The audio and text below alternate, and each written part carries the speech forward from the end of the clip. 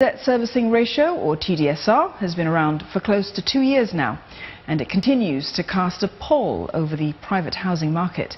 Now, it restricts monthly debt payments to 60% of an individual's income and was introduced to ensure financial prudence among borrowers. Authorities have described TDSR as a long-term rule, so some market watchers say the government should consider relaxing other cooling measures instead, as property prices continue to fall. This report by Eileen Poe. The TDSR framework, which took effect on 29 June 2013, has been blamed for the slowdown in the private housing market and the steady drop in prices over the past 6 quarters. For the whole of 2014, developers sold around 7,300 private residential units, just under half the 15,000 in 2013. As the borrowing caps outlined in TDSR will likely become a permanent feature, and with the private property market showing greater signs of stabilizing, some market watchers suggest the government could ease up in other areas. Today, when one wants to buy a second property, he is subjected to a loan-to-value of 60-40, and a third property is 40-60. That means you have to come out with a huge amount of cash outlay. That deters people. With buyers on a tighter budget, developers have also been more cautious with their project launches.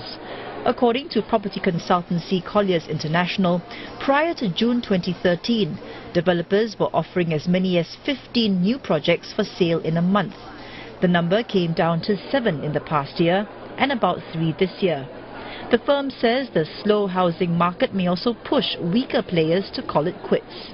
Most developers here in Singapore would have actually accumulated quite a bit of profits during the early years of the recent residential property boom, and that has actually given them the capacity and the holding power to probably ride out this subdued market conditions. However, for those who enter the market at a later stage of the property cycle boom, and those who have a lower capacity to ride out these subdued conditions, would probably see themselves having to struggle, and they may have, at the end of the day, may likely exit the market. But one analyst says it's not all doom and gloom, and buyers are starting to return to the market. For the second half of 2014, many people I spoke to believed that prices will fall by double digits.